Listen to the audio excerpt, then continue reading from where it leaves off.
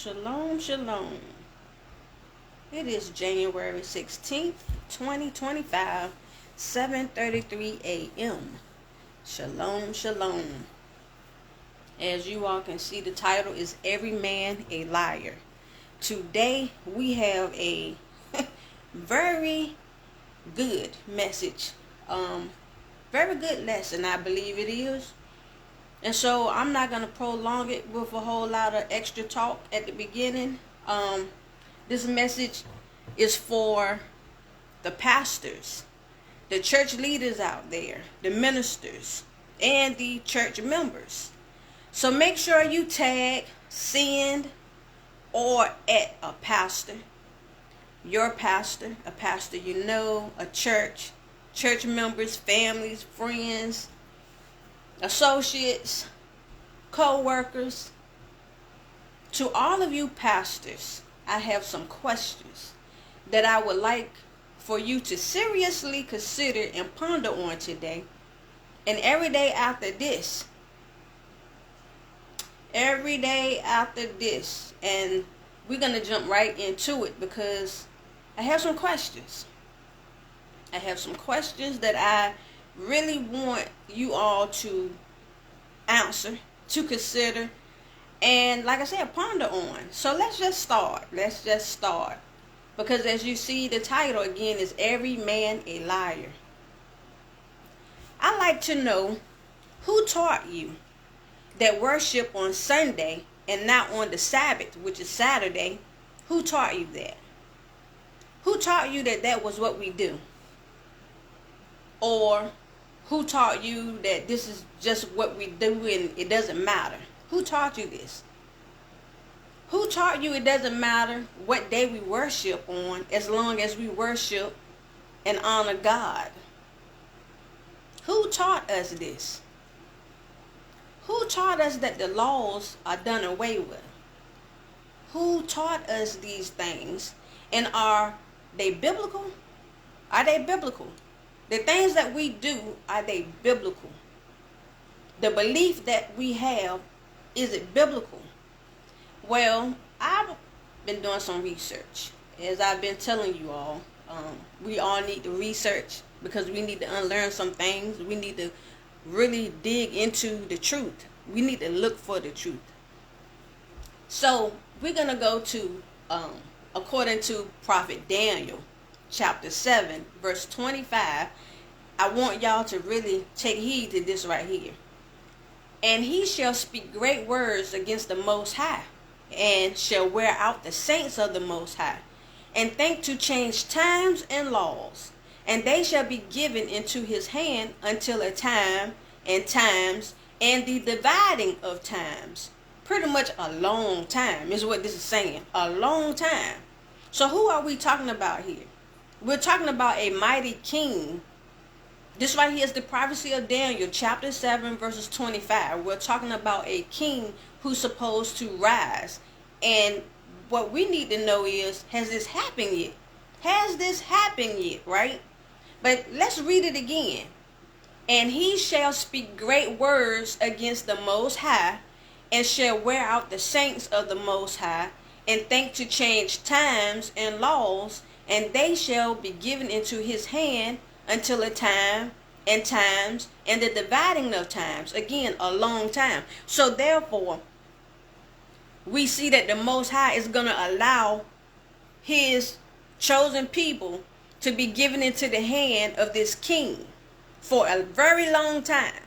For a very long time. We're going somewhere with this, as we always do. So let's see something, right? Let's see if this has already happened.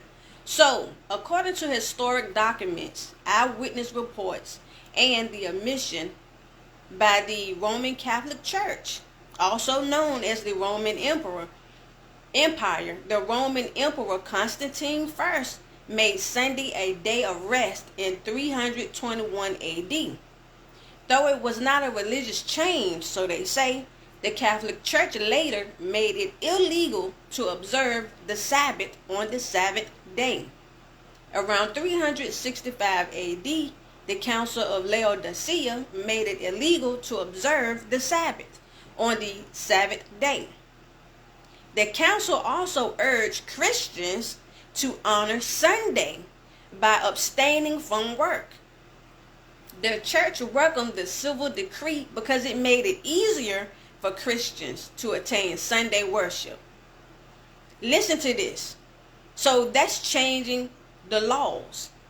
Now let me go back up real quick, because I need y'all to understand in Daniel chapter 7:25, when he's talking about that this king would think to change the times and the laws, he's not talking about governmental laws.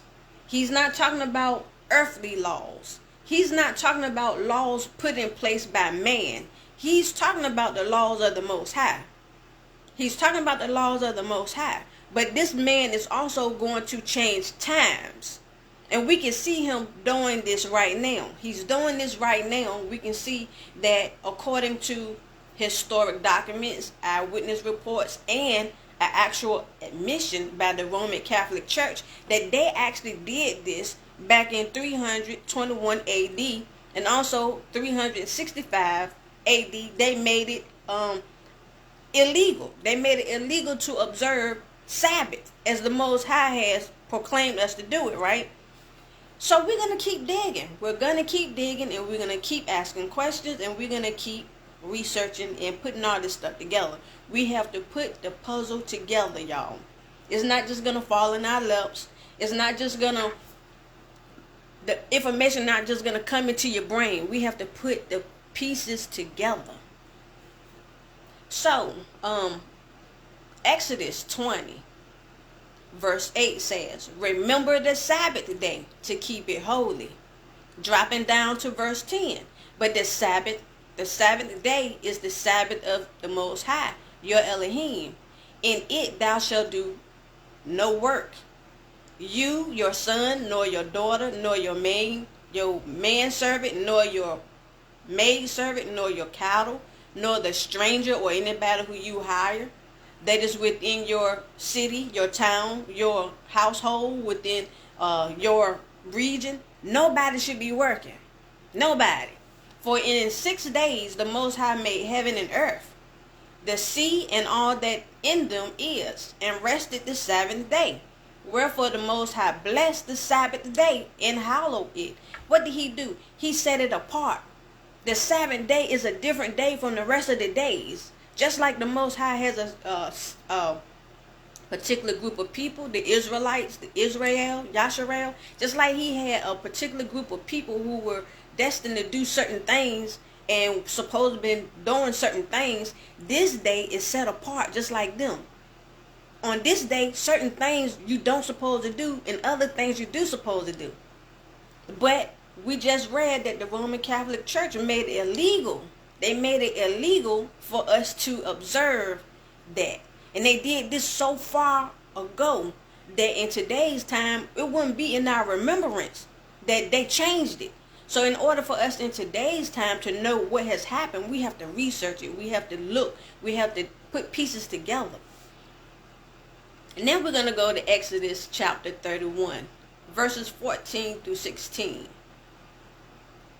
And it says, you shall keep the Sabbath, therefore, for it is holy unto you. Everyone that defileth it shall surely be put to death.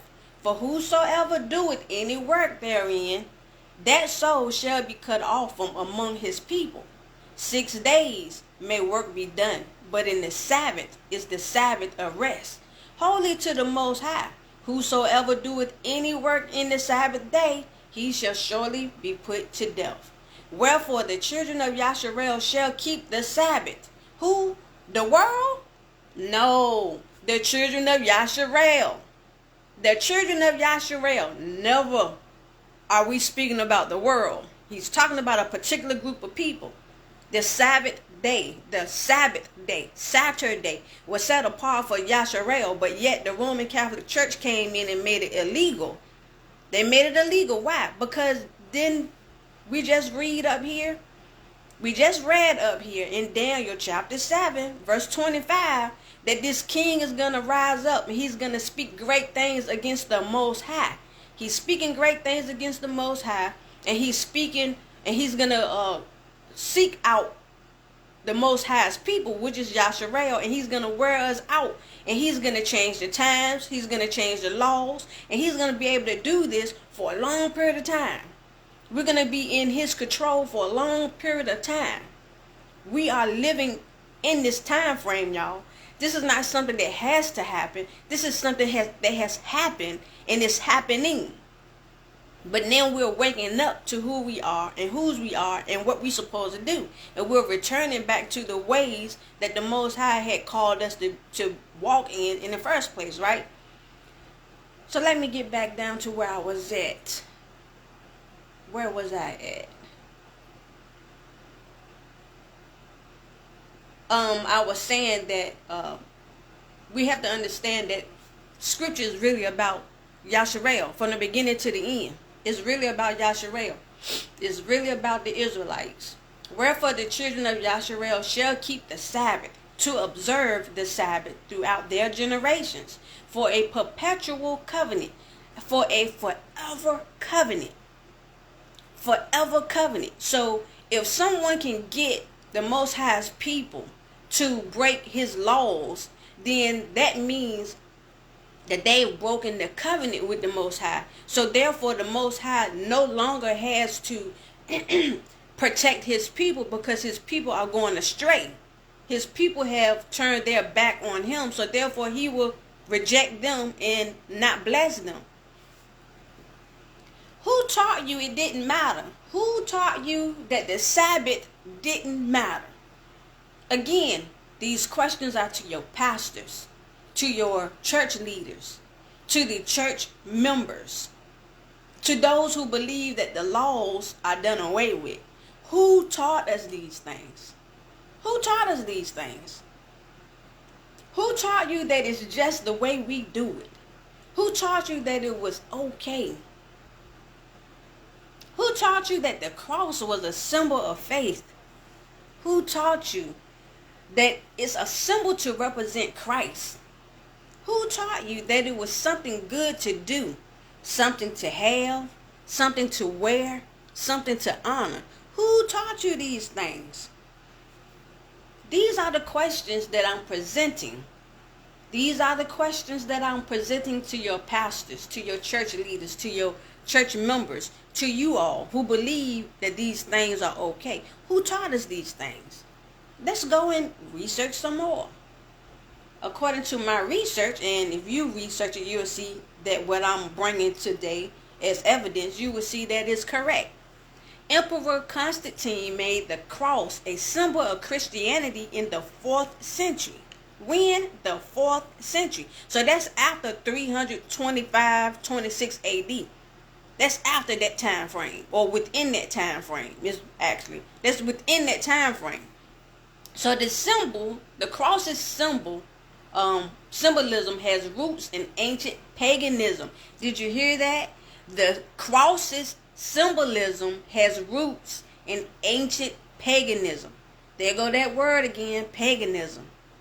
Paganism is the belief in multiple gods. The belief in multiple gods, or the practice of worshiping multiple gods. The cross was used by the Assyrians, the Babylonians, the Persians, and Alexander the Great. And all of these people came up against the Most High's people. They came up against Israel at some point in time. At some point in time, they came up against the Most High's people. They enslaved them. They fought them. They were enemies to the Most High's people. And then we're representing and using a cross to symbolize our belief for the Most High and his Son. Are we putting these pieces together, y'all? It says Constantine saw a cross. One day, Constantine, listen to this. Constantine saw a cross of light in the sky with the words, "Conquer by this. Conquer by this." Do y'all know that they actually went out into the world, more so our people within the African nations and the European nations where our people were at the time, and they colonized and they enslaved and they captured our people with the cross, saying that this is God's will. They used the cross. They did Christian crusades with the cross banner as their forerunner to represent the Most High. And they came into our territories, and they caused us to change the ways and the customs and what the Most High had told us to live by. And they enforced Christianity on our people. And in today's time, we're rocking the cross willingly. Who told us this was okay? Who told us? Constantine enforced the display of the cross in all churches and private homes throughout the Roman Emperor. Now, I know y'all say, what does the Roman Catholic Church have anything to do with me? I've told y'all this before. The Catholic Roman Church was more than just a church. It was an actual empire. So therefore, they was in control over a vast majority of the world. And they enforced laws. And some of the laws that they enforced was targeted to a particular group of people to keep them from doing the things that they normally would do, which is worship the Most High in the way that He told them to, which gave them favor with the Most High, which gave them power. It gave them power that nobody else could match. So the best way for your enemy to conquer you is to make you weak. And the way that they made us weak was to remove us from the Most High by causing us to not keep His laws. That's what they did. And that's what they're doing. And unfortunately, today we're doing it willingly. We're doing it willingly because we have been so far removed from the truth that we think that what we're doing to honor the Most High is what He wants us to do. But who told you this? Who told you this? Who taught us this? The same person who pushed and changed the original Sabbath given by the Most High to be kept by His people, this man also enforced the engraven image of the cross symbol across the world. He is the one who has pushed this narrative. He is the one that Daniel 7:25 was speaking about. He is the one. So we're going to go to Exodus chapter 20. Chapter 20 verses 4 through 6. And it says, "Thou shalt not make unto thee any graven image or any likeness of anything that is in the heaven above, or that is in the earth beneath, or that is in the water under the earth. Thou shalt not bow down thyself to them, nor serve them. For I, the Most High, your Elohim, am a jealous, mighty one, visiting the iniquity of the fathers upon the children, unto the third and the fourth generation of them that hate me." So when you do things like this, you're showing the Most High that you hate Him. This is the word of the Most High, y'all. When you start engraving things such as the cross, such as other idols, even though that's not what we call them, when we start creating things and we use these as an image to symbolize this or to symbolize that, that's an engraven image. And the Most High says, you hate me. And He's going to do what? He's going to punish the iniquity of the father upon his children up into the third and fourth generation. We're in the fourth generation, y'all. That's the reason why we was in that 400-year captivity. Because our iniquity was so great. Because we have been under the rulership of the Roman Catholic Church for a long time.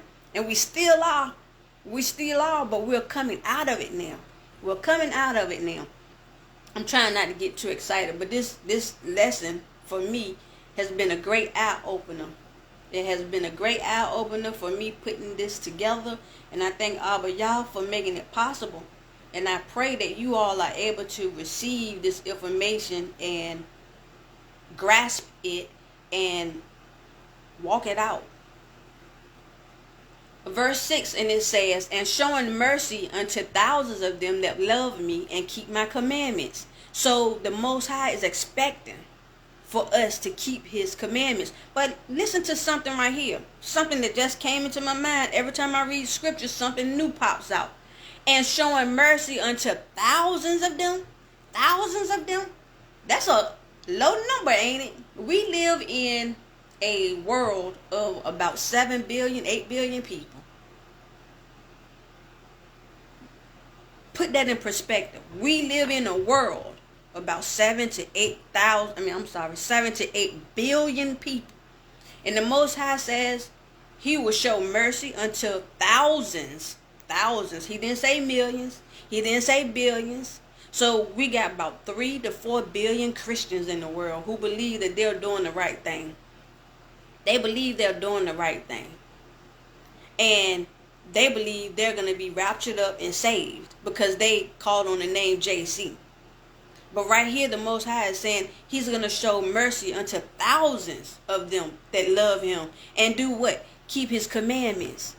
Keep his commandments. But the church teaches us that the commandments are done away with. That the only thing you have to do is have faith and love and forgiveness. But that's not what the commandments say. So you mean the same commandments that the pastors, that the church, and that Constantine, a man, has said we don't need to keep anymore are the commandments that the Most High say he's going to use to show mercy to those who keep it? He's going to judge us according to those who keep the commandments. Are we seeing this? But man told us that we didn't have to keep the commandments because the commandments was done away with. The laws, because the commandments are the laws, y'all. That the laws are done away with. So what's the name of this video? Every man a liar? We're going to get there. We're going to get there. So now we're going to go to 2 Kings chapter 17 verses 41 or verse 41. So these nations feared the Most High and served their graven images, both their children and their children's children, as did their fathers. So do they unto this day. So let's read that again and let's really understand what's being said here. So these nations feared the Most High. They feared the Most High. They knew the Most High and they feared him. And at the same time, they served their engraven images. I want you to get that. So they're hypocrites because they have fear for the Lord. We hear people say it all the time. I have fear for the Lord. I fear the Lord. But they also are serving their engraven images. So they're serving two gods at the same time. Ain't that something that the Most High say you can't do that, right? You can't do that with him. You're able to do it in your choice. You might choose to do that, but just because you choose to do that don't mean you're right. So it's going to be accounted to you as wrong. You're going to be judged for that. So these nations feared the Most High. They feared him, and at the same time they served their graven images, both them and their children and their children's children, as did their fathers. So do they unto this day. We still do it today, y'all. We still say we fear the Lord. We fear the Lord, but yet we're still serving engraven images. How are we serving engraven images? Well, we're talking about the cross right now. We're talking about the cross. It's an engraven image. We wear them. We have them in the church houses. We have them in our homes. We have them in our vehicles. We have them on our Bibles. We honor the cross. That's an engraven image, y'all. You say that we also have the fear of the Most High in us, and at the same time we're serving engraven images. Get that. This is what our people used to do, and what their children did, and what their children are doing. And he said what? We're still doing it today. We're still doing it today. And where did the cross come from? Constantine. Y'all gonna see Constantine has a lot to do with us going in the wrong direction. He has a lot to do with us going in the wrong direction. But we can't blame him completely because we were told to read and study the word for ourselves. So Isaiah 42 verse 8. I am Yah.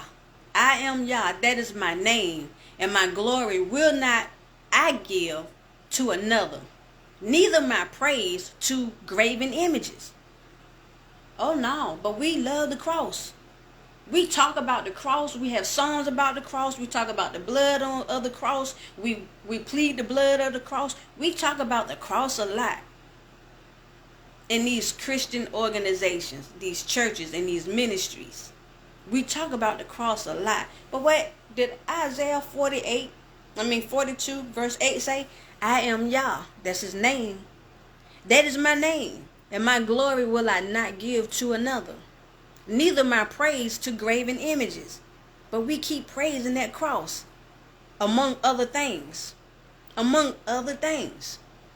Exodus chapter 20 verse 3. Thou shalt have no other gods before me. No other gods. Engraven images, regardless of if you think it's a god to you or not, it's still a god. And y'all might not look at it like that. But how many times do I have to tell y'all? The Most High don't judge you by what you think. He don't judge you on your opinion. He don't judge you on how you feel. He don't judge you on how you see things. He judge you on what he said and your willingness to do it his way, not your way. That's how he judges us. He judges us on our obedience to his way versus us not even paying attention to doing things his way, doing it our way, the worldly way, Constantine's way. That's how he judges us, y'all. Who taught us that it was okay to allow things of the world into our assemblies as long as you appeal to the younger generation? Who told us these things? Who told us and taught us that celebrating pagan holidays such as Halloween, trunk or treat, Thanksgiving, Christmas, New Year celebration, Valentine's Day, Easter Day, birthday, Mother's Day, Father's Day, and all of the other man-made holidays and feast days were okay to keep? Who taught us these things, y'all?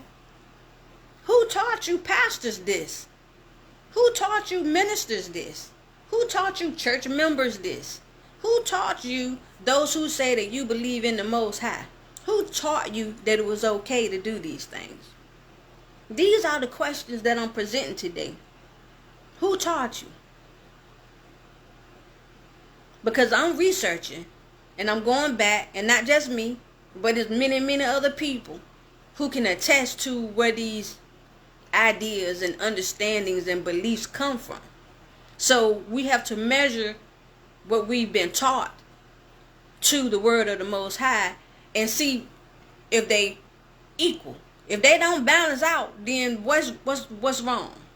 What's wrong? Whatever is wrong, we got to get rid of it. So we're going to go to Galatians chapter 4, and we're going to read verses 8 through 10. Howbeit then, when you knew not the Most High, you did service unto them which by nature are no gods. When you didn't know the Most High, you served false gods. You serve false gods. But now, after you have known the Most High, or rather are known of the Most High, how you turn again to the weak and beggarly elements, whereunto you desire again to be in bondage? How is it that you turn to these idols again? How is it that you say you are saved and you have a relationship? Because that's the word now. It's not about religion, it's about relationship. How is it that you have a relationship with the Most High, but yet you keep turning to the weak and beggarly things in this world? How is it that you're able to allow engraven images into your space, into your life, into your way of faith, and serving the Most High at the same time? How you have a relationship with him and do that? How? How do you do these things? Are you looking to be enslaved again? Are you trying to be in bondage again? Are you trying to be a slave to sin again? That's what's being asked here. You observe days. You observe months. You observe times and years. He's telling you that it is wrong for you to participate in these things. These are the things that you do. You observe days and months and times and years. And when they say observe, it's talking about you celebrate them. You hold them to high regard. You hold them to high esteem. We talked about this. We talked about this before. Excuse me. But how is it that we do all of these things, but the feast days that the Most High instructed us to keep in Leviticus chapter 23, we do not observe? How is it that? Because as many say, we are no longer under the law. Therefore, we don't have to do those things anymore.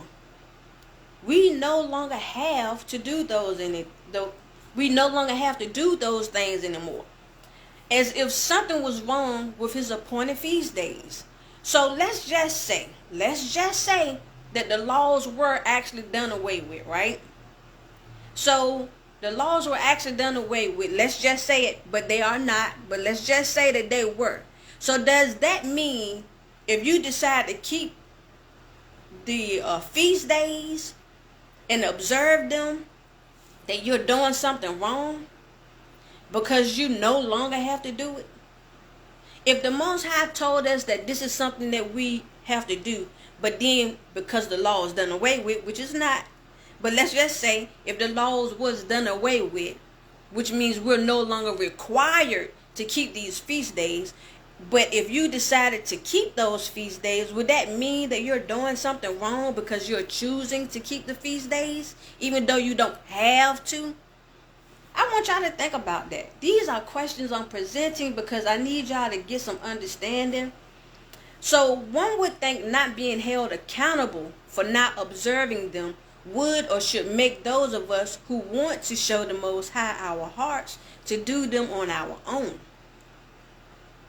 I want y'all to get that. It's like being married. It's like being married, and certain things you may not require your spouse to do for you, but if they would, how I got this written.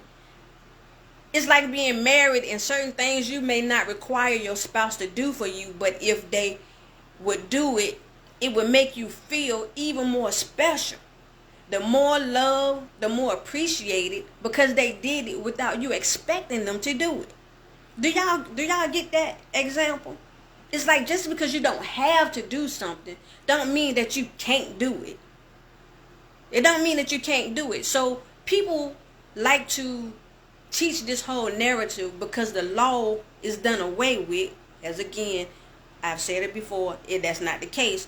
But if the law is done away with, so they say, oh, the law is done away with, so we don't have to keep the feast days. We don't have to. But just because we don't have to don't mean that you can't. So a person who really have a relationship with the Most High, if your goal is to make him happy, wouldn't you want to do something that you know that at one point in time he wanted us to do, but now that we don't have to do it, you choose to do it just because you want to show him that you're serious and you're sincere about your relationship with him? Like, there's no relationship that's going to be, let me put it like this, there's no good relationship in this world that has ever been formed by only one person giving to the other and the other not giving back. A good relationship is give and take. Give and take, give and take, give and take. And not giving because you're told to do it, but giving because this is something you want to do because you choose and you desire to please the other person. So it is when we have this relationship with the Most High, when we have this connection with the Most High, we should be able to do some things for him that may not be required of us, but yet because we love him, we want to make him happy. That is all I'm saying. That is what I'm saying with that, right? That is what I'm saying with that. They had you in mind, and not what can I get away with not doing for her or for him. But for us in today's time, we have disregarded his feast days as if they were something accursed. And now we participate in the very celebrations that are actually accursed. We do the opposite. We are doing the opposite. Who taught us this? Who taught you this? Who taught you to go in the opposite direction? Who taught you not to celebrate his feast days? Who taught us this? These are the questions that I'm presenting today because the title, Every Man a Liar. Every man a liar. And we're going to get to who is not a liar after a while. We're going to get to it. Who taught us to not observe the feast days? Again, the Catholic Church. They're going to keep coming up. The Catholic Church declared that the Old Testament feast days were abolished as stated in Colossians chapter 2 verses 16. However, some say that the New Testament church kept the holy days of the Bible. Because they did. It's written. Excuse me. Bishop Victor of Rome tried to get the church to stop observing Passover and start observing Easter Sunday instead. Do you think he was successful? Do you think he was successful? Yeah, he was. The Council of Nicaea eventually settled the issue in favor of Easter Sunday in when? The 4th century, 325 AD. A lot of things changed during that time frame. A lot changed during that time frame, y'all, when it comes down to scriptural understanding and the customs of the Most High's people. They enforce so many laws against us, it is ridiculous. You see how far back this goes? Remember when we read in Daniel chapter 7 verse 25 when it says, "And he shall speak great words against the Most High, and shall wear out the saints of the Most High, and think to change times and laws, and that they should be given into his hand until a time and times and the dividing of times." That's a long time, is what that is saying. A long time. So from 325 AD until today, 2025, that's a long time, ain't it? A very long time. Very long time. So now we're going to go to Jeremiah chapter 10, verses 1 through 4. Jeremiah chapter 10, verses 1 through 4. And it says, "Hear ye the word which the Most High speak unto you, O house of who? Yasharel, not the world. O house of Yasharel, not the world." He's talking to Yasharel. He's talking to the Israelites. He's talking to who? Us, his chosen people. Thus said the Most High, "Learn not the way of the heathen, and be not dismayed at the signs of heaven. For the heathen are dismayed at them." Ain't that's how we got the cross? Then Constantine, he was so enamored with the light that formed the cross in the sky that he used that symbol, and he said that the word conquered by this was the Most High telling him use this symbol to go throughout the world and conquer by the Christian cross. For the heathen are dismayed at them. For the customs of the heathen are vain. For one cutteth a tree out of the forest, the work of the hands of a workman with the axe. They deck it with silver and with gold. They fasten it with nails and with hammers, that it move not. Y'all remember I did a teaching on this not too long ago? Excuse me, about rejecting the spirit of Christmas a couple of weeks ago. Y'all remember that? We're still talking about it. We're still talking about it. Because who told us that it's okay? Who taught us that it was okay to celebrate these Christmas traditions and these holidays and these customs of the world?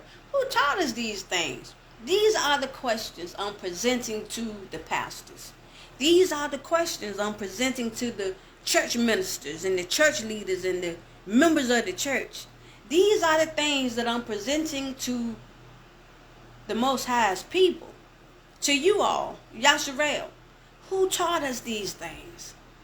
Who taught us to go in a different way than what the Most High has told us to go in? So with that video I did about rejecting the spirit of Christmas a couple of weeks ago, I will be putting the link in the video, in the bio in this live, which y'all should see. It should be there now. So I strongly suggest any of you who have not watched that video to watch that video. Also, if the Most High favors me, I will be uploading this video to YouTube in a 2-part upload. And this is going to be the beginning part 2 portion of this, because I have more pressing questions that I need to ask. And if you are still here with me, welcome to part 2, because every man a liar. And we're going to get to the root cause and what is really going on in today's time, y'all. We really need to get some answers. So again, welcome to part 2, every man a liar. Who taught you that your church house is the house of the Most High? Oh, we're going to dig deep today, and we got some questions, and we got some answers, and we got proof and evidence, y'all. We got proof and evidence. And y'all need to do your research yourselves as well. Don't just go off of what I'm telling you. Verify this information. And I'm going to be linking all of the Bible verses and books after this video is released. I will be going back and adding it to it. Who taught you that your church house is the house of the Most High and that His presence fills the church? Who taught you this? Who taught you to encourage others to come to church to be in the presence of God? According to the word of the Most High in Acts. Now this is coming from scripture, y'all. Acts chapter 17 verse 24. The Most High that made the world and all things therein, seeing that He is the mighty one of heaven and earth, dwelleth not in temples made with hands. Let's read that again. Acts chapter 17 verse 24. The Most High that made the world and all things that's within it, all things that's within the world, seeing that He is the mighty one of heaven and earth. He is the mighty one who created it all. He dwelled not in temples made with hands. He does not dwell in buildings. He does not dwell in houses. He does not dwell in churches. He does not dwell in halls. He does not dwell in synagogues. He does not dwell in these places that people say come to the church house to be in the presence of the Lord. He does not dwell in these places. Oh, we're going to get there. But here, that's what people keep saying. People they love to say, come to the house of the Lord. Oh, the Most High got a lot to say about this. The Most High has a lot to say about this. Then we're going to go to verse 43. I'm sorry. We're going to go to Acts. Yeah, we going to Acts chapter 7, verses 43 through 51. We can see who does live in the temples. We can see the Most High don't play, y'all. The Most High don't play. He has put everything we need to know in His word. But we have got to study His word to get an understanding. The Most High has left nothing uncovered for His people. He has left nothing uncovered. Nothing. He has given us the ability to know what is really going on. He has given us the truth. He has given us the truth. He says right here, let's see who do live in these temples and buildings and houses. Verse 43. Yea. And yea don't mean yes. Yea means but. But you took up. Where is this? I'm sorry. Forgive me. This right here should have been highlighted. I gotta correct something real quick, y'all. Forgive me. This is live, so it happens.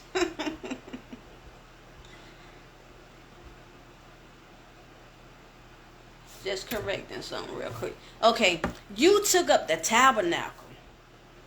You took up the tabernacle of Moloch, and the star of your god, Rephaim, figures which you made to worship them. And I will carry you away beyond Babylon.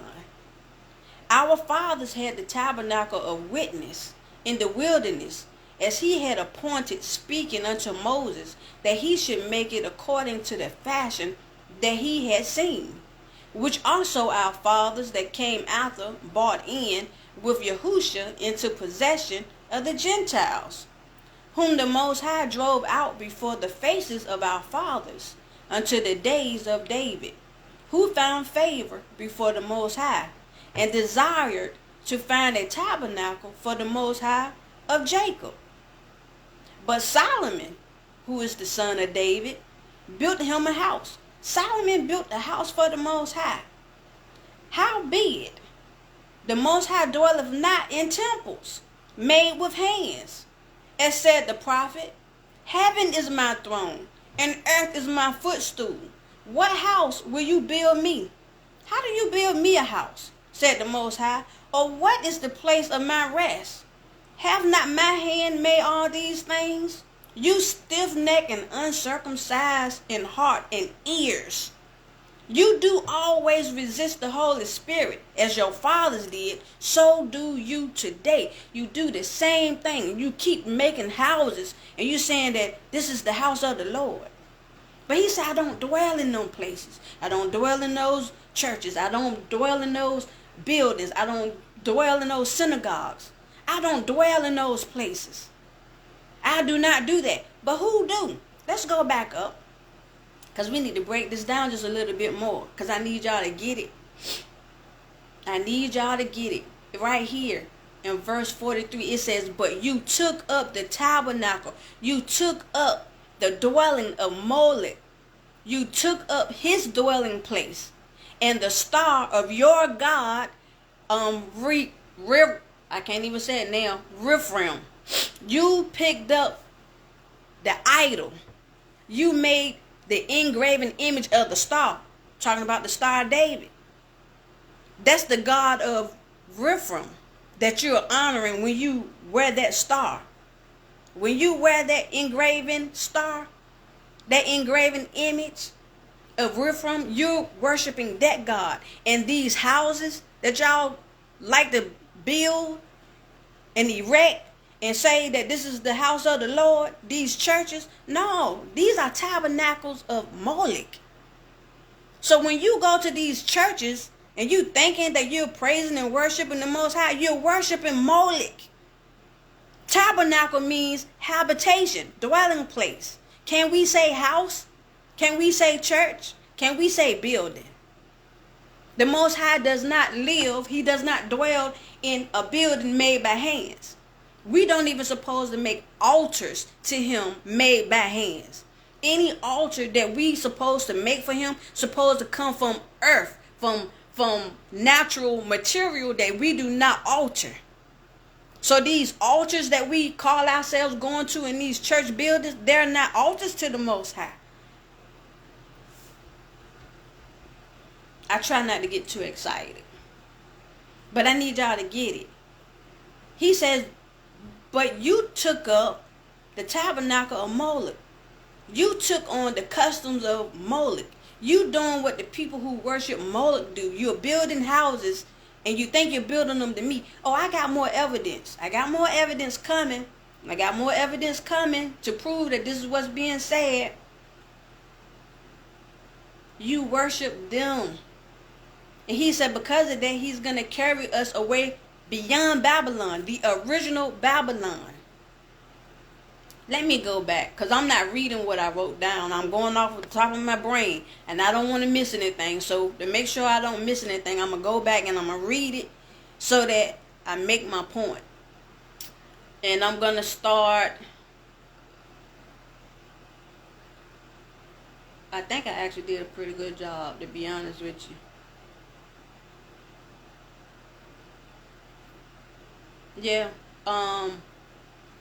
Yeah, okay, we could keep moving. I think I did a good job of explaining. And when he said our fathers had the tabernacle of witness, he's talking about the ark.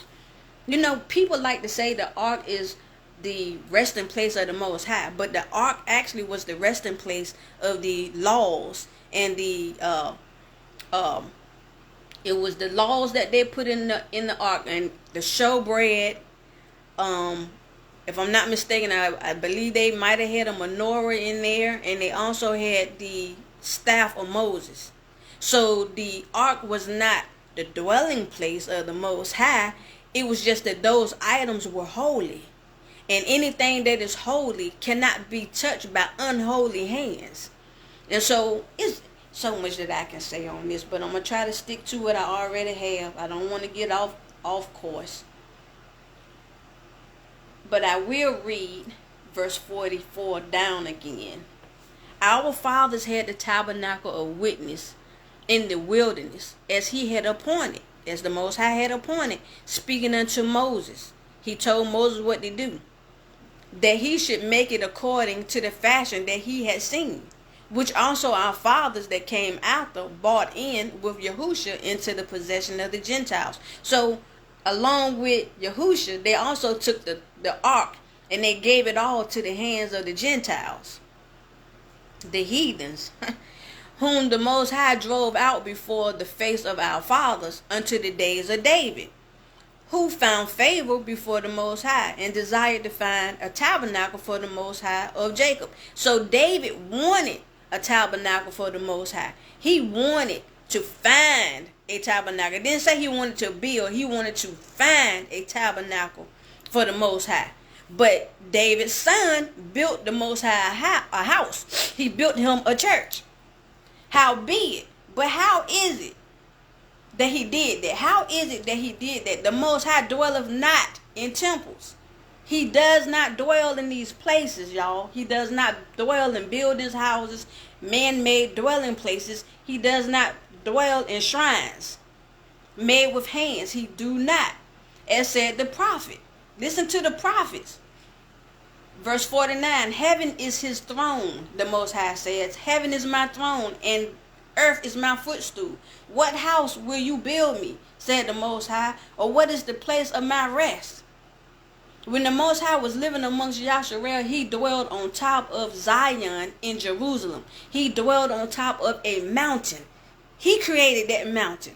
Man did not make that mountain.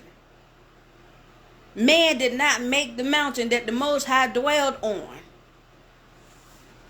Have not my hand made all these things? You stiff-necked and uncircumcised in your heart and in your ears. You cannot hear the truth because y'all uncircumcised, is what he's saying. And your heart is uncircumcised, so you won't receive the truth. You always resist the Holy Spirit. This is the Most High speaking. You always resist the truth because you want to do it your way. You want to do what's comfortable. You want to do what you're used to doing. You want to continue the traditions of man. As your fathers did, you doing the same thing as your fathers. Your fathers have always gone the wrong way. And so are you. And so are you. Now we're going to go to Jeremiah chapter 7. Oh, the Most High about to put it down. He's about to put it down big time. He is about to put it down big time. Though the word, okay, Jeremiah chapter 7, we're going to read it all. And I'm not going to break it down too much, but because I think it's self-explanatory. The word that came to Jeremiah from the Most High. Jeremiah is a prophet, y'all. He's a prophet. And what is a prophet? A prophet is a messenger from the Most High. Someone who has the ability to, I don't want to use the word interpret scripture because that's the wrong word. But a prophet is someone who has the ability to read scripture and to understand it. Whereas other people don't see what is being said. You know, some people don't have the ability to read scriptures and put the pieces together. So that's what prophets were called for. They are the messengers of the Most High to show people their wrongs and to help them correct their wrongs through the word, using the word of the Most High, by being able to piece the word together. So Jeremiah chapter 7. The word that came to Jeremiah from Yahuwah, saying, stand in the gate of Yahuwah's house and proclaim there this word. And right here when he said in the house, he's not really talking about house. He's talking about amongst his people. He's talking about the house of his people. So in scripture, house can mean multiple things. It can mean an actual place, like a building. It can mean a nation. And it can also mean a family. And normally a nation is formed by the same people or the same bloodline, right? So where am I at? Hear the word of the Most High, all you Judah, talking to us. I keep telling y'all we are from Judah. We are Israel. Just to give y'all a quick background, the kingdom of Israel had a civil war. Within that civil war, they split into two different kingdoms. The northern nation continued to be called Israel, but the southern nation started calling themselves Judah. Now within Judah, you actually had the tribe of Judah, and you actually had the tribe of Benjamin that made up the southern kingdom of Judah. And you also had some and you also had some Levites within that tribe as well, within the southern kingdom. And so Judah is the tribe that the Messiah came out of. So Judah is the royal house. They are the royal lineage of the Messiah. So Judah tribe, we have a royal bloodline. We have the royal bloodline. So therefore, the Most High is talking specifically now to the southern kingdom, the Judah kingdom. Like I said, Judah and Benjamin together and some Levites. Okay, just to give y'all some understanding. And we come from the tribe of Judah. Literally, most of us here in America, if you are African American, black, Negro, you come from the tribe of Judah, right? Anywho, hear the word of the Most High, all you of Judah, that enter in at these gates to worship the Most High. That says the Most High of hosts, the Elohim of Yasharel. Amend your ways and your doings. Change your ways and your doings, and I will cause you to dwell in this place. He's not talking about the house. He's talking about this place, his land that he had given them. Trust you not lying. Let me get it right. Trust you not in lying words. Trust not in lying words. Listen, people. Trust not in lying words, saying the temple of the Most High, the temple of the Most High, the temple of the Most High are these. Trust not in lying words that says the temple of the Most High, the house of the Lord, the house of the Lord, the church of the Lord, the ministry of the Lord. This is the building of the Lord. This is the building of God. This is JC's house, the Holy Spirit. This is his house. He said, trust not in lying words. We're going to keep on reading.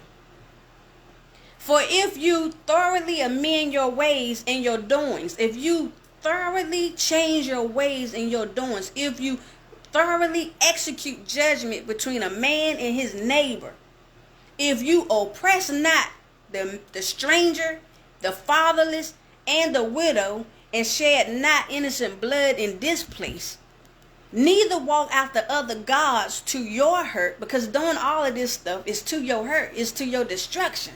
Doing all of this stuff is to your destruction. Then will I cause you to dwell in this place. Then will he allow us to dwell in the land that he gave our forefathers. Where am I at? I done lost it.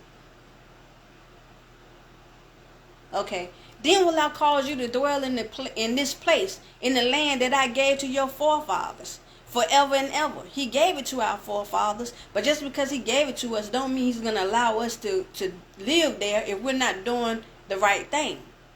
Behold, you trust in lying words that cannot profit. You keep trusting in the words of man.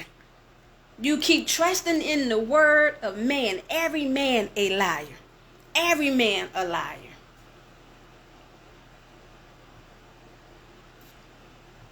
That cannot prosper.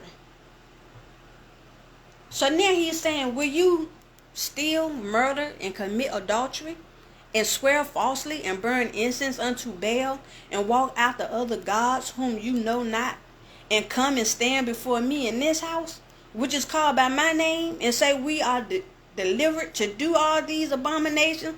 Ooh, that's a slap. That's a slap in the face. Will you dare? I need y'all to get this. I need y'all to hear what he's saying. Would you dare steal, kill, commit adultery, and swear falsely, using his name, and burn incense to Baal, and walk after false gods whom you not know, and then have the nerve to come into a house that's called by my name? You say, you put my name on this house, and you say it's my house, but then you come into this house, and then what you do? And you say, we are delivered to do all these things because the laws are done away with. So y'all sitting up here doing all this celebrating, all these holidays. Y'all going into these temples that he say he don't dwell in, but you say he do. You sitting up here and you wearing engraving images with the cross and all these other stars of Rephaim, and you're doing all of these things. You're going into the tabernacle of Moloch, and you saying that you're doing these things because the laws are done away with, and we've been delivered to do so. You've been delivered. So you saying that his son died so you could commit sin? His son died so that you can do the opposite of what he's been telling you not to do all these centuries. His word don't change. His word don't change, but yet, because his son died for our sins, now we can sin without having to worry about it. That's what he's saying. Y'all coming into these houses, these churches, these ministries, these temples, these synagogues, these halls, and you slap my name on it, and you say you're honoring me, but you're honoring Moloch, and you're rocking engraving images around your neck, on your person, in your hand. You bowing down before engraving images all around this building, from your stained glass windows to the crosses on the altar, on the pulpit stand. You bowing down before them, and you got the nerve to say that you're able to do it because you've been delivered to do so? Oh, the Most High said, is this house, which is called by my name, become a den of robbers in your eyes? Has my house become a den of robbers in your eyes? Behold, even I have seen it, the Most High said. Even I have seen what y'all do. Y'all think that what you're doing is okay? I have seen what you're doing, and it's not okay. It is not okay, says the Most High. But go you now unto my place, which was in Shiloh. He's sending them to Samaria, where I set my name at first, which is the kingdom of Israel, the northern kingdom. He's telling them to go to the northern kingdom, because at this point in time, the northern kingdom had already went astray. The northern kingdom had already went astray, which is why the civil war happened in the first place. So the northern kingdom has already been judged. And the Most High said, I need y'all to be reminded. Go to Shiloh, where I set my name at first, and see what I did to it for the wickedness of my people of Israel. Go see what I did to them. And now, because you have done all these things, because you, Judah, us, now today, and all the days before, because our forefathers kept doing craziness and we kept following suit, and we're still following our mama, our grandma, our granddaddy, our daddies, our uncles, our aunties. We still following the customs of our families, and we're still doing what is displeasing to the Most High, thinking that we're doing right because we go to church, because we're a pastor, because we're a minister. Who taught us this stuff? Who taught us this stuff? He said, go and see what I did to them. And now, because you have done all these works, said the Most High, I speak unto you, rising up early and speaking, but you heard not.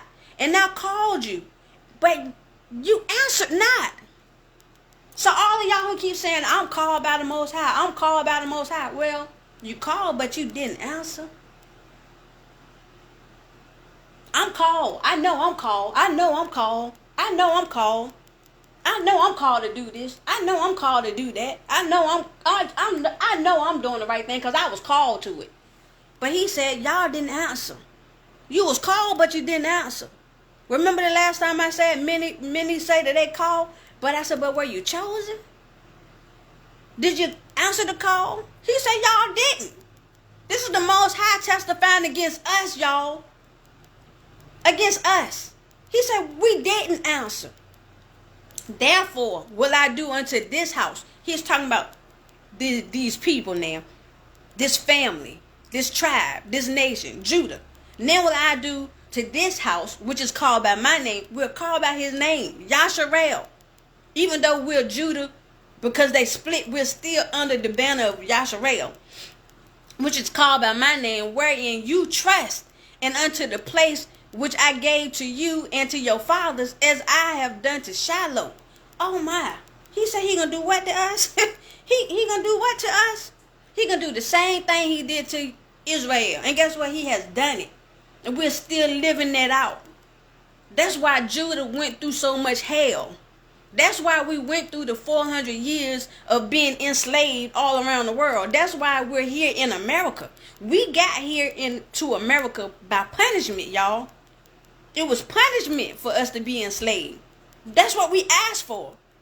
Our ancestors and us today, we kept asking for it. So the Most High gave it to us.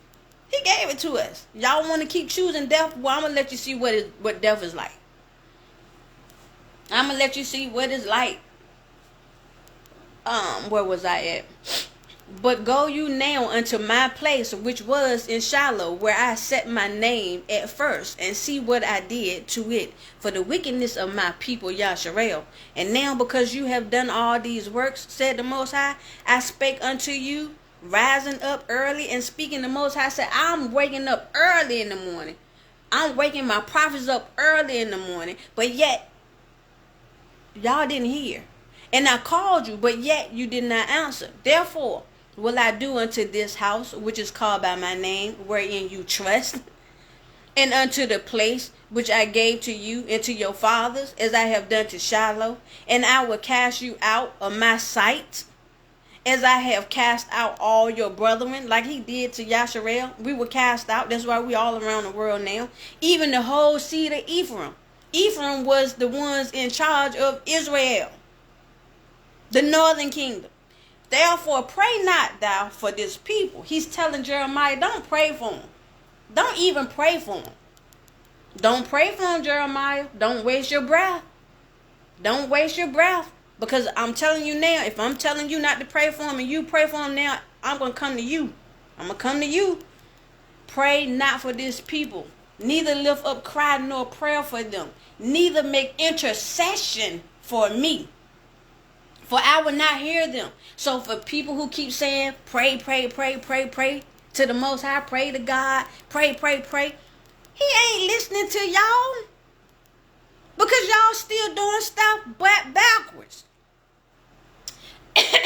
Still doing stuff but backwards. And y'all think he's listening to y'all. Oh my gracious. Woo. Seest thou not what they do in the cities of Judah and in the streets of Jerusalem? The children, now this is what he's talking, now he's going to talk about how the whole family participates in celebrating pagans. The whole family participates in honoring false gods. Even the children, everybody have their part, their role to play in when it comes to honoring these false gods, from the children to the mama to the daddy. And he gonna break it down to us right here. He's gonna break it down so nobody is gonna be spared. That's why when the slave excuse me, that's when the slave trade started. We had the children being taken from the mama. You had the mama and the daddy being divided. Everybody was divided. All of us was under judgment because all of us played a part in doing what the Most High told us not to do, honoring these false gods. He said the children gathered wood and the fathers kindled the fire. So the children got the wood, the fathers actually made the fire out of the wood, and the women need their dough. The women need dough. They made bread, they made cakes to the Queen of Heaven. And to pour out drink offerings unto other gods, that they may provoke me to anger. They did this knowing that they gonna provoke me. They did this. Do they provoke me to anger? Said Most High. Do they not provoke themselves to the confusion of their own faces? Therefore, thus said the Most High, behold, my anger and my fury shall be poured out upon this place, upon man, and upon beasts, and upon the trees of the field, and upon the fruit of the ground, and it shall burn, and shall not be quenched. Thus says the Most High of hosts, the God of Elohim, or the the Most High of Yasharel. Put your burnt offerings unto your sacrifices, and eat flesh. For I spake not unto your fathers, nor commanded them in the day that I brought them out of the land of Egypt concerning burnt offerings or sacrifices. Did you hear that? He didn't speak to them about that. But that's what we keep doing. That's what we keep doing, these things. But these things commanded I them, saying, this is what he told our fathers. Obey my voice, and I will be your Elohim, and you shall be my people. We're going to be together. We're going to be connected. We're going to be locked in. But you got to obey my voice. But who we keep obeying? We keep obeying man. We keep listening to man. We keep sitting underneath these pastors and these preachers and these teachers and these false prophets, and we keep listening to them. But he said, listen to my voice. Where can you find his voice? His voice is written in his word. How many of y'all are studying his word? How many of y'all are sitting down and breaking down his word and studying it and asking him to guide you so that you can understand it? How many of you are seeking him one-on-one? Without having to go to these church houses, seeking him in his presence. Because he said, I'm not there. He don't dwell in temples. When y'all gonna get that? When y'all gonna get he don't dwell in these buildings? He's not there. You're serving false gods. It's the temple of Molech. That's who these temples belong to. Excuse me for getting too emotional, right? But it's just like, I hate to see my people go through what we're going through, y'all. I hate to see my people struggling. Where was I at? I don't even know where I was at. But this thing commanded I them, saying, obey my voice, and I will be your Elohim, and you shall be my people, and walk you in all the ways that I have commanded you, that it may be well unto you. Do all of this that it may be well for you. It's going to be in your favor if you listen and follow my commandments. Stop listening to people who say his commandments are no longer valid. Stop listening to people who say his laws are done away with. But he says, follow my commandments. All of them. All of them. And it's not hard, y'all. It's really not hard. People make it hard. People want it to be hard. People confuse you and scare you into believing that it's hard. But they have hearkened not, nor inclined their ear, but walked in the counsels and the imaginations of their evil heart, and went backward and not forward. That's what the people did. They went backward and not forward. That's what we're still doing today. That's why we're still suffering today. Since the day that your fathers, listen, since the day that your fathers came forth out of the land of Egypt, since Moses was able to lead the people of Yasharel out of Egypt, unto this day, today, right here, January 16, 2025, unto this day, I have even sent unto you all my servants, the prophets, daily, rising up early and sending them. Who's sitting before y'all today? It is 8:48 a.m. You know what time I woke up this morning? And this is not to boast on myself at all. This is testimony. This is evidence. This is showing you something. He said, what? Since the day that your fathers came forth out of the land of Egypt unto this day, I have even sent unto you all my servants, the prophets, daily rising up early and sending them. Yet they hearken not unto me. Y'all are not listening, nor incline their ear, but harden their neck. They harden what? Their neck. Y'all know how we do. When we don't want to hear something, you can't tell, I ain't, whatever. You say whatever. Who is good for that? Who is good for being stiff-necked, holding their neck like this, strong, with the head held high, when somebody's trying to tell them something they don't want to hear? Who's good for that? We are. They did worse than their fathers. We did worse than our fathers. Therefore thou shalt speak all these words unto them, but they will not hearken to thee. Y'all ain't gonna listen. I already know. The Most High said y'all not gonna listen. And I'm saddened by that. I'm saddened by that. But they will not hearken to thee. Thou shalt also call unto them, but they will not answer thee. But thou shalt say unto them, this is a nation that obeyeth not the voice of the Most High their Elohim, nor receiveth correction. We don't listen to the voice of the Most High, nor will we receive correction. Truth is perished. Nobody want to hear the truth anymore. Nobody want to hear the truth. We don't care about the truth. We only care about how we feel, what we think, what we want, how we see things. I don't think it's that bad. It ain't that serious. You can say whatever you want. I'm serving the Most High, and I know He hear my prayers. We don't want to hear the truth. I'm going to the house of the Lord. You can say as much as you want that He ain't in there. I know He in there because I feel Him. Okay. Truth is perished and is cut off from their mouth. Y'all, cut off thine hair. Cut your hair off, Jerusalem. See, this was a practice that they used to do. This is a practice that they used to do. When they was found wrong, they would shave their hair off. O Jerusalem, and cast it away, and take up limitation on high places. Cry out, shave your hair, be in mourning, for the Most High have rejected and forsaken the generation of His wrath. We are going through the generation of His wrath. We have been forsaken, but we're coming out of it.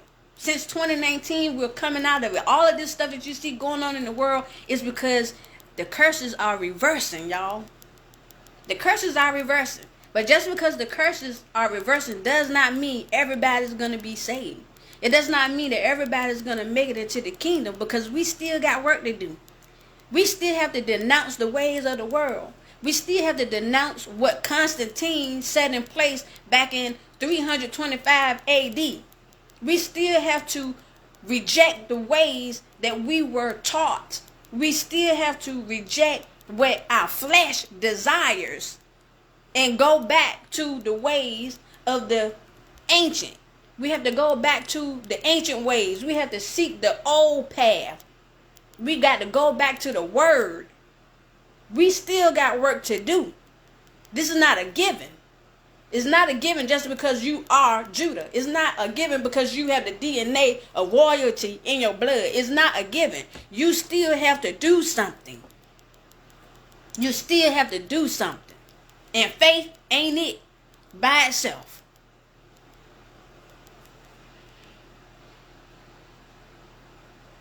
For the children of Judah have done evil in my sight, said the Most High. They have set their abominations in the house which is called by my name, to pollute it. So they still are creating these churches. They are still creating these churches, which is an abomination because these churches are to mullet or molat. And they're putting my name on it. And then they do everything else to defile that house by putting up even more idols with these crosses and these other engraving images with these stained glass windows and anything that you could think of, they doing it. Statues and flags. You know, people pledge allegiance to the American flag, right? So that's an idol. And y'all got the American flag in y'all churches. Y'all got the state flag in your churches. Like, the church is just engulfed in idols. From the ground to the steeple, to the windows, to the doors, to the pulpit, to the stand on the pulpit, to the altar. Everything in there. Everything is an abomination. And the Most High said what? And they have built the high places to Tophet, which is in the valley of the son of Hinnon, to burn their sons and their daughters in the fire, which I commanded them not. Neither came it into my heart. I never considered you all offering up your children to me as a sacrifice. That was never something I asked y'all to do. And I know some of y'all might say, we don't do that. Who's sacrificing their children to the Most High? Who do stuff like that? Oh, y'all doing it in various ways. Let me give you 2 different ways y'all doing it. You're offering up your children to the Most High falsely when you're getting them baptized or Christian as babies. You're doing it in that way. You're offering them up in that way to these false gods. You're doing it in that way. And this right here gonna hurt. The next one's gonna hurt for you women who have had an abortion. For you women who have had an abortion. What do you think they're putting these babies? Because that's what it is. When you have an abortion, that child that they've taken out of your body, they're offering them up to these false gods.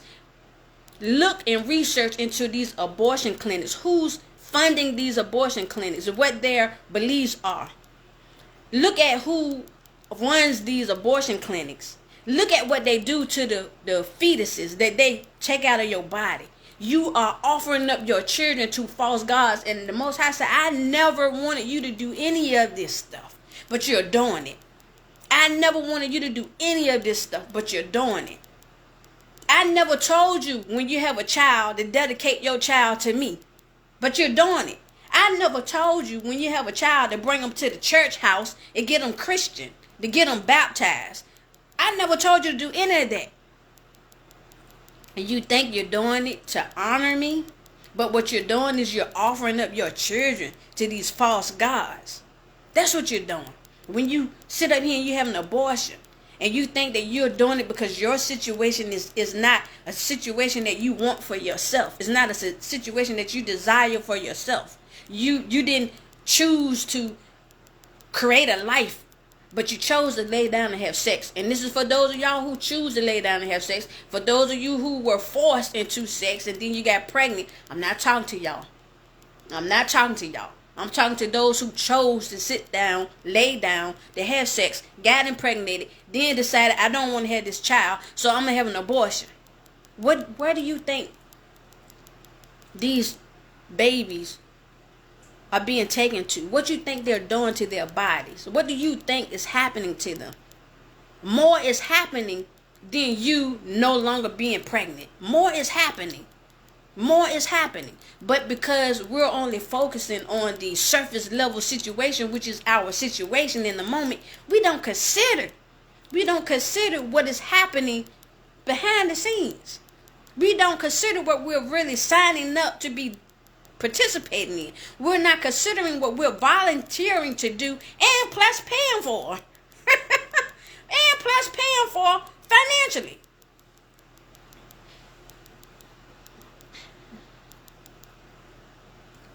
Therefore, behold, the days come. Excuse me. Therefore, behold, the days come, said the Most High, that it shall no longer be called Tophet, nor the valley of the son of Hinnon, but the valley of slaughter. For they shall bury in Tophet, till there be no place. And the carcasses of this people shall be meat for the fowls of heaven, and for the beasts of the earth, and none shall fray them away. Then will I cause to cease from the cities of Judah and from the streets of Jerusalem the voice of mirth and the voice of gladness, and excuse me, the voice of the bridegroom and the voice of the bride, for the land shall be desolate. That's why we're no longer in our land, y'all. When the slave trade happened, and when they started expelling our people out of Spain and Portugal, and all this stuff kicked off, this right here was being fulfilled. This prophecy was being fulfilled. But understand that what was happening then carried on into the now, because we have not changed our ways. We're still doing the same things our forefathers was doing then in the land. The things that our forefathers was doing in the land that got them kicked out and that got us enslaved is what we're still doing in this land and all of the other lands that our people are in. We're still carrying on the traditions. We're still allowing what Constantine put in place as a stumbling block for us. We're still allowing those things to hinder us. We're still holding on to false teachings and false understandings. Oh, and we got more witnesses coming up. I got more witnesses coming up to prove all of this. I got more witnesses. Who taught us that the Most High will always be there and will never turn his back on us? Who taught us that? Who taught us this? Because here in 2 Chronicles, chapter 15, verse 1, says, "And the Spirit of the Most High came upon Azariah, the son of Oded, and he went out to meet Asa, and said unto him, Hear ye me, Asa, and all Judah and Benjamin," talking to us again. Talking to us again. Judah and Benjamin, the Most High is with you. The Most High was with us. He was with us at this time. The Most High is with you while you be with him. Oh, what? Hold up now. The Most High is with us, what? While we be with him and we seek him. Oh, shoot. So you mean to tell me he ain't just here with me? I got to be with him too? This is a two-way street. It can't just be him on my side, but I got to be on his side. That's what you telling me? Yeah, that's how it goes. That's how it goes. The Most High is with you while you be with him and seek him. He will be found of you. He will be found. You will find him as long as you seek him and as long as you stay with him. We going somewhere. But listen now. But if you forsake him, he will forsake you. And what happened? What happened? If you forsake him, he will forsake you. How do you forsake him? You forsake him by not obeying his commandments. Obeying his commandments is for your good. It's to your good. It's to your favor. It's to your elevation. It's to your ability to prosper. It's for your benefit to be above everybody else and not beneath. But we got so big-headed and we got so hardened hearts and we closed our ears and we closed our eyes and we allow Constantine to come in and scare us. Because that's what happened at the beginning. He put fear in our people because it was either do it my way or die. And people chose to do it his way, then death. They chose to live instead of to die. That's what they chose to do. And now we got people who just don't know the truth anymore. Now we just don't know the truth. Now we just don't know the truth and we're lost. We are lost. Let me read that again. "And the Spirit of the Most High came upon Azariah, the son of Oded, and he went out to meet Asa, and said unto him, Hear ye me, Asa, and all Judah and Benjamin, the southern kingdom of Israel, which was called Judah. The Most High is with you, while you be with him, and if you seek him, he will be found of you. But if you forsake him, he will forsake you. Now for a long season, Yasharel have been without the true mighty one." Say that again now. For a long season, Yasharel, the northern kingdom, had been without the true mighty one.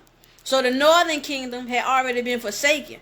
And for a long time, the Most High was not found in them. So Judah and Benjamin, they're being warned. They're being warned. The Most High will continue to be with you as long as you're with him and you continue to seek him. But if you start forsaking him, or if you forsaking him, he's going to forsake you. And that's what happened. That is exactly what happened. So, and without a teaching priest and without law. So Yasharel, not only did they go a long time without the mighty one or the Most High being with them, but they also went without a priest who would teach the truth and teach the law. Ain't that's what we got today? We got these pastors who don't teach anything. They're just giving you motivational messages. They're just giving you motivational sermons. They're giving you inspirational topics and inspiration to go from Sunday to Sunday until we meet again. Ain't that's what they doing? But they're not teaching you anything about the law. They're not teaching you anything about how to keep the law. The only thing they want to talk about is love, faith, forgiveness, obedience. But their obedience falls short because they're not teaching you what to be obedient to. They'll tell you the word of the Most High, but then they're not teaching you the word. They're not teaching you the word. They're not. Now, for a long season, Yasharel had been without the true mighty one, and without a teaching priest, and without law. But when they in their trouble did turn unto the Most High their Elohim of Yasharel and sought him, he was found of them. But as soon as they got too deep in trouble, and they turned back to the Most High, and they started seeking him, the Most High was found of them. They was able to reconnect with the Most High. I got a little bit more. Acts chapter 7, verses 41 to 42. And they made a calf in those days. And then we talking about when they was coming out of Egypt. Remember it said that our forefathers been going backward ever since they came out of Egypt. So for a long time, our people been doing the wrong thing. Which is why for a long time, we was given to the hand of the king who was going to change times and laws, which they did. Constantine did that, right? Which is why we're under this delusion that we can do what we're doing in today's time and we'll be okay as long as we have faith in JC.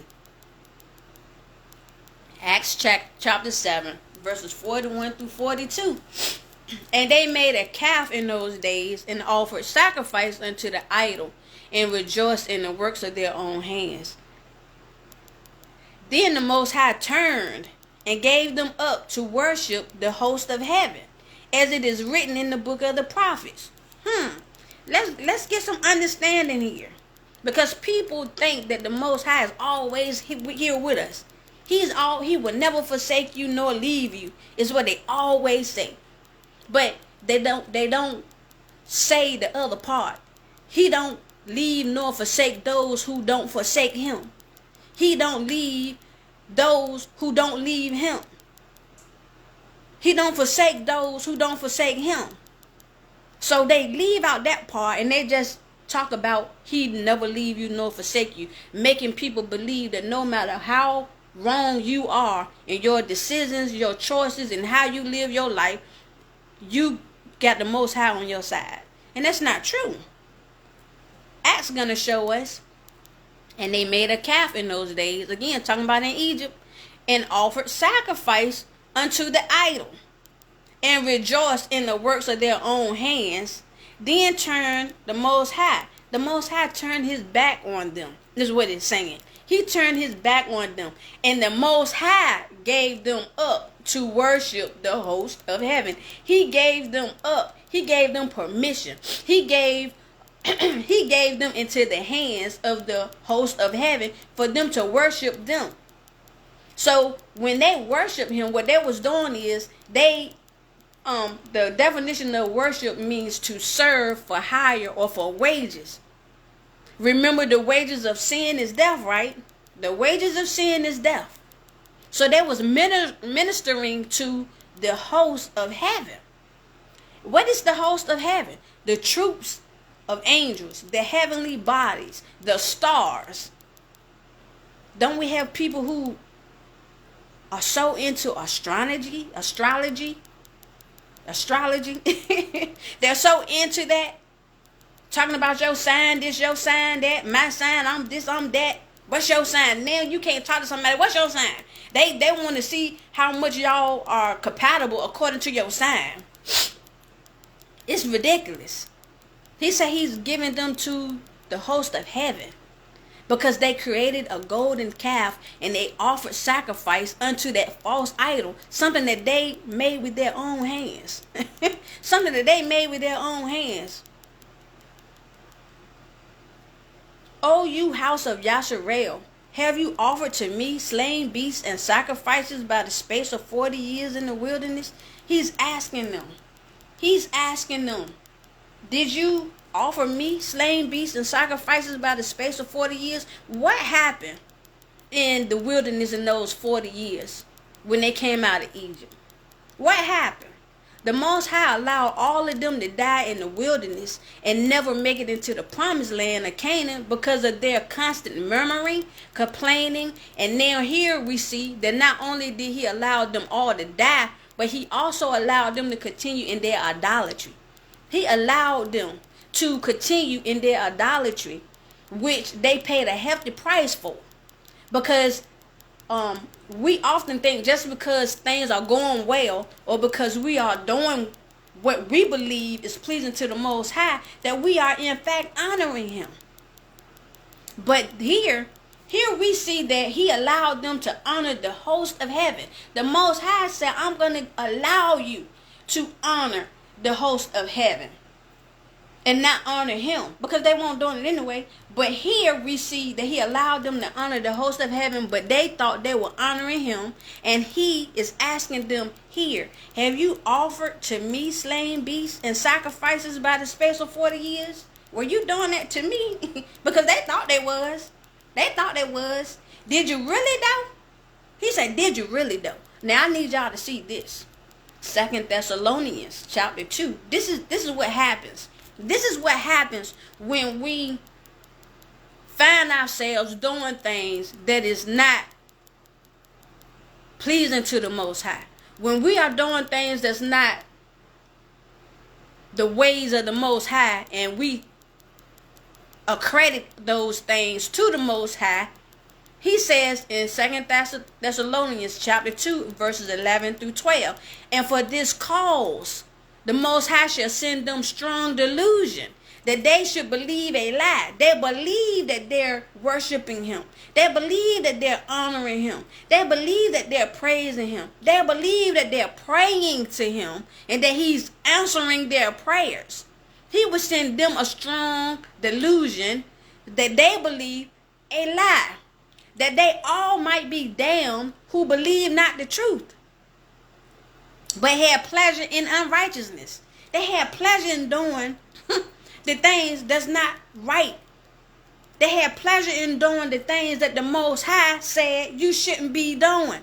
They had pleasure in going into these church houses. Oh, we had a high time in the Lord tonight. Ain't that what we say? We had a high time in the Lord tonight, girl. Glory be to God. Ain't this what they say? Ain't that what they say? Oh, the spirit was high tonight. What spirit? Because y'all got all these idols throughout this sanctuary. So who you praying to? Which one of these spirits is roaming in this sanctuary? Because it's not the spirit of the Most High. Because one, the building belongs to Moloch. Then you got all these other idols in here. So which spirit? Do you know how down bad you are when you have a first-hand experience of being in the presence of the Most High, to witness his power, to witness his might, to witness his strength and the ability, and you still reject the truth of who he is? Do you not understand on the outside looking in at our ancestors when they was coming out of Egypt? before they even came out of Egypt, to see all of the different plagues that was happening in Egypt, and to know that none of those plagues was affecting these people over here, called the Israelites, Yasharel, the chosen people of the Most High. But you can literally stand here and watch these plagues happening over here, and none of it is affecting your people. And then to see the Most High make Pharaoh free all of these people. Over 1 million people left Egypt at one time. Over 1 million. Slaves now. Slaves. All of the slaves were freed and then some. And they left out of Egypt. And when they left, they didn't leave poor. They left rich. Why? Because they got all the gold and the silver and all of the crops and the cattle. They took everything. They took everything. So you were freed from being enslaved in one day and elevated. Now you richer than the daggone people you just left who had you enslaved. And then you get to see the cloud by day and the pillar of fire at night, and you actually get to witness this water split. The water divided into two and stood up. Well, this is what we've been programmed to believe how it happened. The water split, in the land that the water was on was not mud, but it was dry. And all of those people were able to walk through water that parted and created a roadway to the other side. And you get to see the Most High. You get to see that this cloud by day and this pillar at night is going before the people. And the one who's talking to that cloud and that pillar of fire is telling you who it is that's been doing all of this stuff for you. And then when you get across that river, then you decide to create a cow out of gold, the same gold that you didn't have before, but you was given by the Most High. You use that gold to make a cow, and then you start honoring the cow and worshiping the cow, and then you offer sacrifices to the cow. What did the cow do? What did the cow do? The cow couldn't even create itself. But yet you have a being here that you have no understanding of how it became to be, and it did all of these wonderful things for you, but yet in turn you decide, I'm going to make a cow, and we're going to offer sacrifice, and we're going to thank this cow for doing all this stuff for us. But where was the cow at when you were going through all of that stuff? Where was these idols at when you was going through all of this stuff? Who actually delivered you? And you think the Most High is happy with that? No, the Most High ain't happy with that.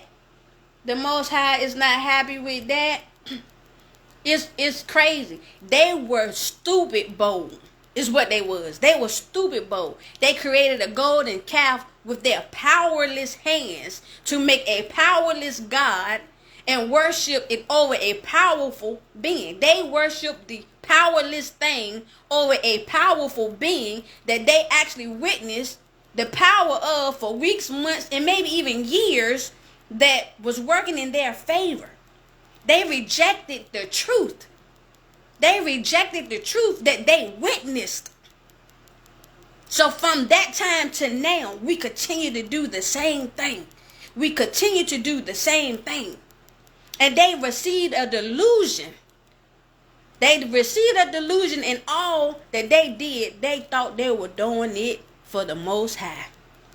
But the Most High said, did you really serve me though? Did you really serve me though? Did I tell you to make that calf?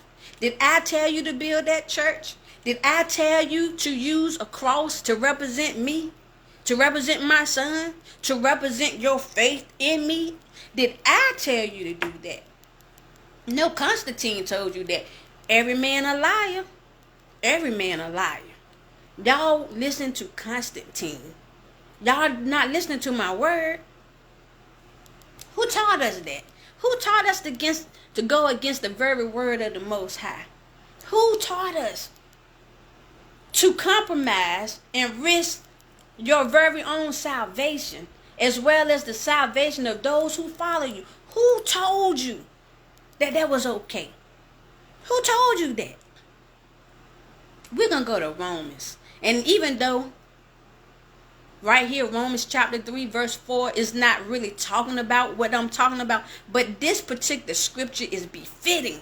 It's befitting for the topic. So I'm going to throw it in there, right? I'm going to throw it in there because it's just befitting for the topic. Romans chapter 3, verse 4 says, Yah forbid. But let the Most High be true, but every man a liar, as it is written. As the Most High has written it. That's what we're supposed to go by. His word, y'all. His word. People say, how do I know if the Most High is talking to me? Are you in his word? Are you studying his word? Are you reading his word? Are you researching his word? How do I know the voice? How do I know the voice of the Most High? Are you reading his word? Are you studying his word? Are you living in his word? Are you seeking out the truth in his word? What does it say? Yah forbid. Yea, let the Most High be true, but every man a liar, as it is written, that thou mightest be justified in thy sayings, and mightest overcome when thou art judged. How do we make it into the kingdom? By obeying his word. How do we know his word? By studying his word, by researching his word, by seeking him diligently, which means daily. You have to study his word daily, y'all. This got to become a lifestyle. It got to be something that you want. It got to be something that you have a desire for. You have to have a desire to know the truth and to want to know the truth and to live in the truth and to walk in the truth. You have got to have that desire, y'all. We have got to unlearn what was not written. We have got to unlearn what was not written in his word if we want to be his. If we want to be saved. If we want to receive and be accepted into his kingdom. We can no longer allow what man has told us to be true. We cannot allow that any longer. Why? Because every man a liar. Every man a liar. Every man. But his word is true. Be blessed.